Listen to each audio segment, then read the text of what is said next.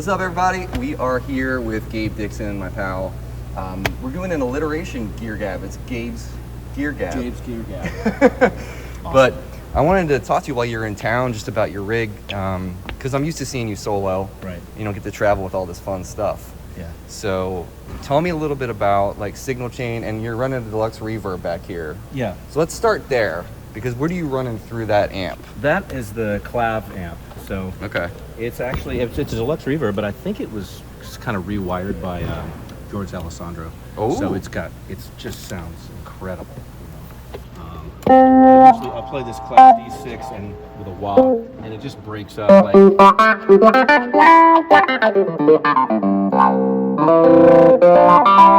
just like Nice. gritty. You know, It's got a nice bite, man. It really bites in a good way. Yeah. Now, is that a newer deluxe, or is that like a vintage deluxe, or? I actually don't know. I assume it's probably an older one. Okay. All right. But it's not mine. So some of the stuff I inherited, Okay.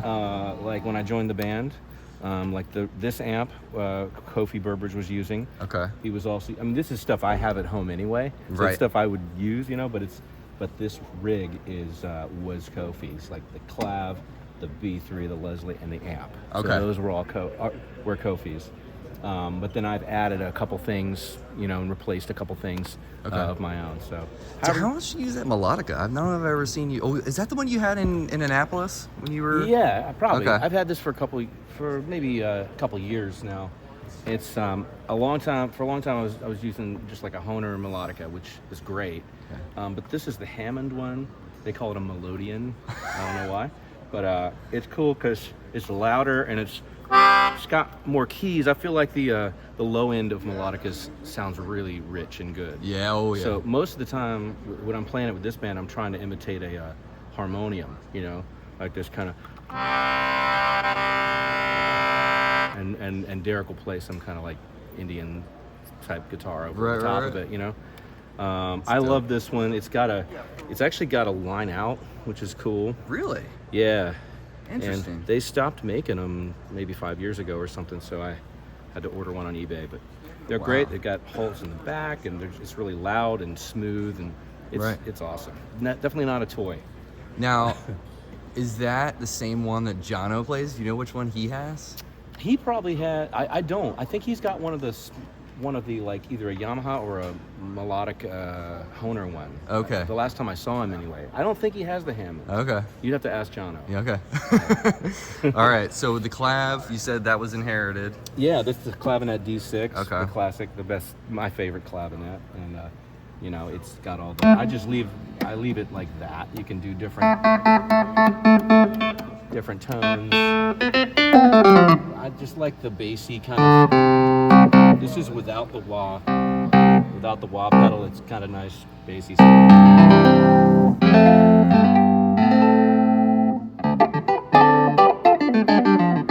And this thing, it kind of you can go all the way down and it'll sustain, But the more you do this, it's like a mute, I guess. Oh, So, I didn't know that. You know what I mean? Oh yeah, dude. Yeah, man. Yeah. And the That's wah dope. is it's so integral to the sound here. Which wah You can is that see you're it. using? It's my favorite wah pedal.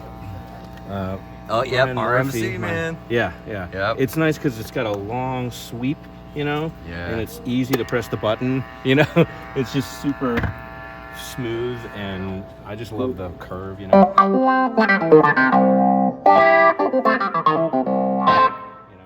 that sounds great. It's got like Fun. It's inspiring. This combination is just like magic, man. It's just magic. Yeah. That wah pedal too. That's like a guitar player's like holy grail. Like the whole like Clyde McCoy thing that people are trying to do. Like they're nailing it. So Right. that's killer. Yeah. It's killer. It works. And what's the T-Rex? Is that delay up on the? This is just a delay. I don't use it that often. This is another inherited from Kofi thing. Mm-hmm. Sometimes I'll use it on a couple songs. It's fun,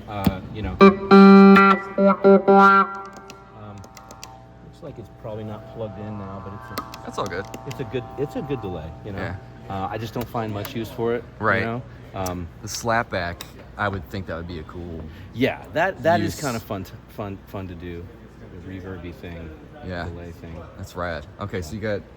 So what's going through here? Just the clav? Just the or- clav going through the deluxe reverb. Okay. And then Hammond, we got the Leslie behind me, right? Yeah, this is the Leslie that's been with this group for a long time. As you can there's see, the we have man. a little tribute to Kofi here That's amazing. that they put on the year I joined the band when he passed. And so it's always nice to, I look and get the inspiration, the Yeah. Kofi inspiration when I'm up here, which is good. It's a 122, just like It's a 122, yeah, Uh-huh. and a 122 cabinet. Yeah, it's the best. It's the best one, man. It's like it's what makes the B3 sound so magical. What are these mics? Do you know, Gabe? That I don't know. That's Okay. more of a front of house question. And That's all good. I don't know, but they sound really good. Yeah, no, it's great. It sounds awesome out front. All right, and then we're going to. Hey, you might know this, Bobby. Here we go. You know what mics these are? Yeah, they're Grundig GDSM 200s. Little German microphones that predate a Sennheiser 409. Same Ah. capsule, no transformer. Yeah, Okay. pretty cool. Sounds great up front. Thanks. All right, and So, yeah. then we're going over to. Is it the? This is the Hammond B3 Yeah. organ, which is I bought my first one of these when I was 15. So I think you told me that when you were on my show the first time. Okay. That's crazy. Been playing it a long time. Not this one, but this one I've been playing for 5 years since I've been in this band. It's been 5 years already. Yeah. Can you believe it? So it's just it's a nice combination of it's got a really hot percussion sound on it, so I have to kind of back it off. This is the normal. It's like really percussive, so Yeah. I usually put it on soft, and even that is like plenty of so yeah, this obviously is going through the Leslie speaker cabinet, and it's got, you can activate the Leslie with this guy, but I usually use the foot switch to go fast, and I like this one because it's got a built-in, it's got a Leslie stop switch over here. Like a break. Yeah. So normally, you have the Leslie kind of spinning around slow chorus, or you can go fast with it. But if you check this out, like you hit the stop, and it'll stop the horn. Oh, completely. yeah. So you get more of that, like. I love that sound. Sometimes I'll just like. And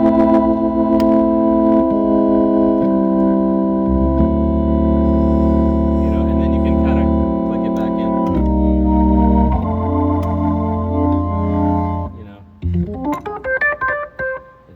It's my Now, jam here. do you know if this was like a mod? Because aren't the like switches usually here for the break or for the fast and slow?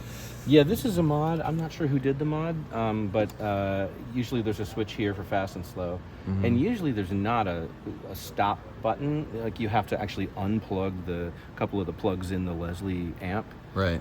to get the horn to stop. In fact, before I joined the band, I think there were certain songs where Murph, my tech, he would come over and just pull the plugs out for Kofi Manual. on certain songs. Yeah.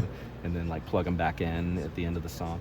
But this is a lot easier. That's a smart mod. Whoever thought of doing that. Yeah. It sounds great, man. Do you know how old this thing is? This one I would imagine is a later one, because the later ones, the drawbars got smoother. You know? Okay. So Now, do you like that, or do I you like love feeling? that. Oh, okay. The one I have at home, it's like a 1971 or something like that. It's like one of the last years they made them. I like the smooth, because I tend to shape the sound constantly. Like I have tonal ADD. When it comes to B3, I never like to just sit here with I'm always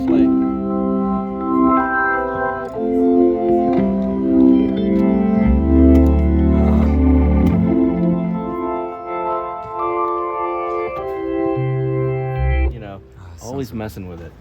What's the Jimmy Smith setting? The Jimmy Smith. Well, he would usually go 3 drawbars out with the percussion on third, fast, normal or soft.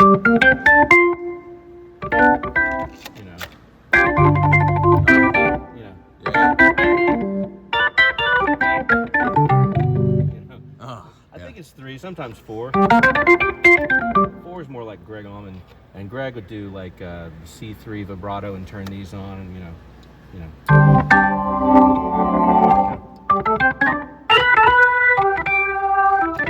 But Jimmy Smith's like.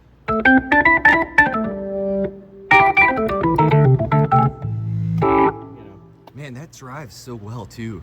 Right. Oh, Yeah. my yeah, God. It's pretty slamming. Oh man. So So. for the different manuals, like I kind of understand the drawbars and which manual, but like what is the like? There are 4 sets of drawbars. Right. Each set has 9 drawbars. These 2 sets go to the top register. So Okay. you only can use 1 set at a time. So these 2 are like the set, like control which set. So this one held down controls this set, and this one held down controls this set. Okay. This is the only set with percussion on it. So like the other ones, you know, you don't hear percussion. But with this one, you can turn it on. You get that thing. Yeah. All these other ones are presets, like from, you know, when they made it, probably what they thought somebody would use in a church or something. Yeah. Whatever. I never use them ever. But so these 2 sets are for the bottom register. Okay. And it's same deal. This controls that one. This controls this one. You know, so that's kind of how it goes. Nice. And it's nice having 2 because you can kind of be like, you know, one section of the song you want a little more open sound, and another one you're just kind of wanting something mellow. You know, you're like, let's see. And then you might want to go over here and like make the Leslie happen and have a bigger, brighter tone. That's not working now.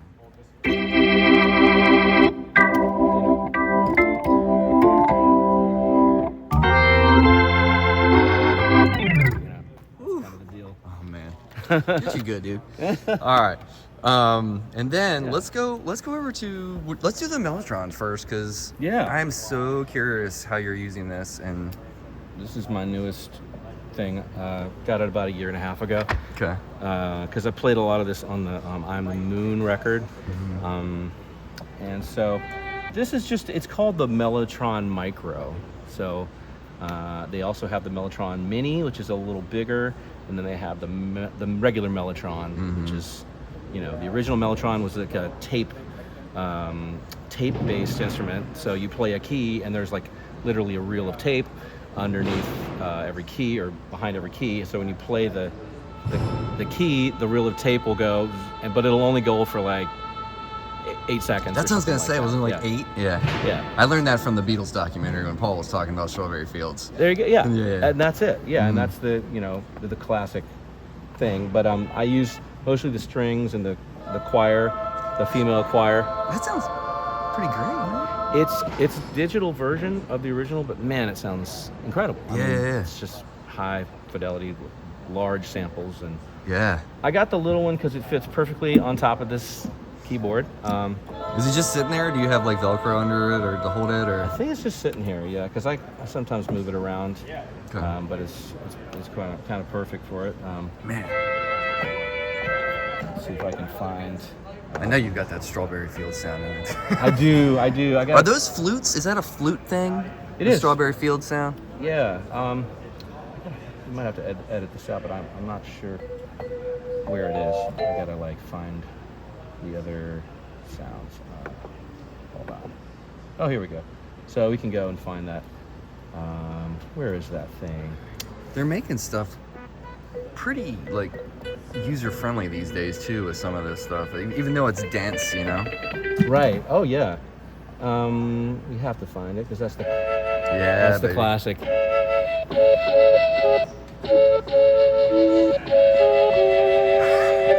I don't know how that song goes. I should know. It's been a long time. It has.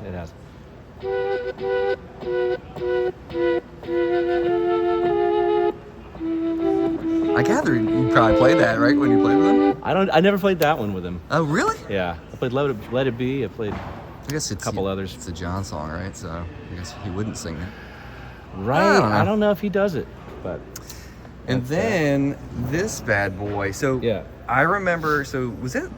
I think it was 2 years ago when I saw you when you came to Wolf Trap when we came back and hung out. My buddy Andrew and I were there. Right. And I remember you. I think you had just gotten this. Because I was like, that piano sounded great, and you were like, "Are you sure?" Right. Because I think you had just gotten it, but it sounds like, as far as I've heard, as of all like the digital pianos right now, this seems to be the one everybody's gravitating towards. So like, how did you come across this? Like, what made you go this route? I guess is what I'm trying to ask. I certainly like it. I obsessively researched pianos online, just like listening to all the different ones and what people thought was good for like weeks, you know. And then I just went and played one in Nashville at Corner Music, and this was it. I mean, I don't know. It's a different kind of action, so some people may not like it, but to me, it feels the most like playing a piano, especially for solo piano stuff. It's just really nice, and all the Nord sounds are great, and all the Nord sounds can be put into all the Nord keyboards, you know. But this one's great. It's got this kawaii hammer action, which is sort of heavy, like a piano, but not you know, sluggish. You know, it's just really nice. You can feel it. It's wooden keys and hammer, like hammer action. There's a hammer in the back that. So you know, it really like a does regular give you that feel. Okay. Yeah. Okay. Well, that makes sense why you gravitate. And it's very dynamic. I mean, I have it on like the least dynamic setting, you know, but still, it's like. Wow. But you can. It's customizable. It is really geared toward like piano stuff. I mean, it's got some synth stuff and some other stuff in here, but it's for piano players. Obviously, that's why they call it the Nord Grand. But they have great uprights, and then whirly, Rhodes, all the stuff, you know. I feel like you can hear the mechanical stuff there too. Yeah, this is the Sparkle Top, EP6 Sparkle Top, which sounds a lot like the Rhodes that they have down in the studio at the Truxes. So I tend to use this one because it's on the records and stuff. And you can hear the hammer kind of hitting. Not all of them have that, you know. Some of them are more like mellow, but this one's kind of, you can hear it. And you can, of course, the cool thing about this too is you can add amps and stuff. You know? I mean, like they have a twin and a JC and a small amp, you know, but the twin. I mean, it's not going to sound as good as the real amp, but pretty damn good, it's not dude. bad, you know. With all, and you know, vibrato, like tremolo. The tremolo's already on. It's got, you know, all this chorus. But I do use this. I use this reverb, which is really kind of nice, on this song with TTV called "Fall In," and it's kind of like at the end of the song, I'll just go like, I'll turn the reverb on, and you know, and I can kind of like, and then I'll add on some other stuff like tremolo. I don't even know. I'm still trying to figure it out, but flanger. Does that sound good?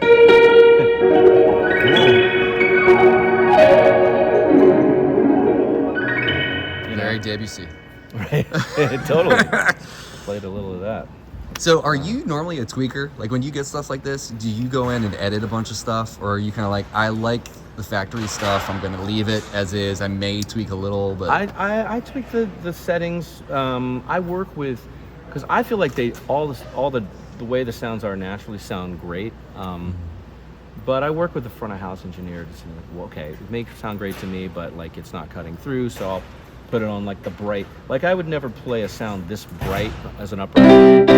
That's just really bright, but for whatever reason it translates well out there to have it that bright.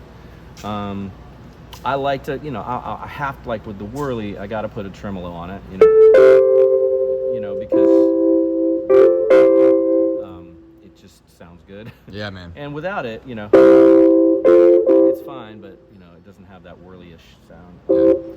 But I'm not going in and like changing velocity curves and stuff. At the most I'll do is I'll say, I want it to be this dynamic or this bright, with the push button stuff. So yeah, and then so you have all the patches that you're gonna need right there at the fly, right? That you can just pop open. Yeah. So. I like about the Nord thing that I like is they have a live mode, so you have like all the sounds you can go through, but you hit into live mode, and you have these presets that you can set. So like the white grand is the one I use the most, and then there's the black upright, and then the Wurlitzer, the EP Sparkle Top Rhodes. Okay. And there's a harpsichord occasionally. There's one song I use the harpsichord. Yeah. What piano do you use on Gravity? What piano is that? That's the white grand. Oh, yeah. Okay. Not with that on it, but.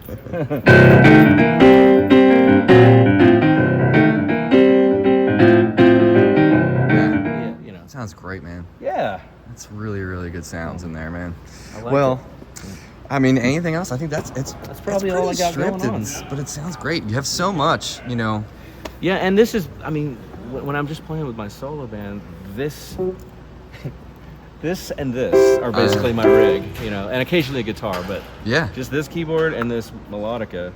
So that's my solo rig. Right. And then I just add all this stuff for the well, and it's gotta be nice when you have text that you can be like, something's wrong, and someone come fixes it. But like, of course, and not to mention just like setting it all up and all of that. Yeah. Something I do not do with my solo band. Right. I actually just had Sahara on my show. No way. A couple weeks ago. Yeah. Oh, she's awesome. Yeah, she's great. That was a great show. But yeah, I mean, if you guys haven't seen this man with his own band, you should do that too, because he's amazing. But yeah, dude, this is such a great rig, and like, so this is pretty normal. That's like your monitor, like you're just monitoring there. Yeah, you have in-ears I've been too, doing right? in-ears lately, but I like this monitor too, just because I like to pull an ear out and just feel the room sometimes, and this monitor still has a mix going for me. Yeah. I also have a volume pedal for this Mellotron. Oh, cool. That I have to have just because it's so. I just have to be able to finesse it because I'm also playing piano at the same time usually. Yeah. So it's like, and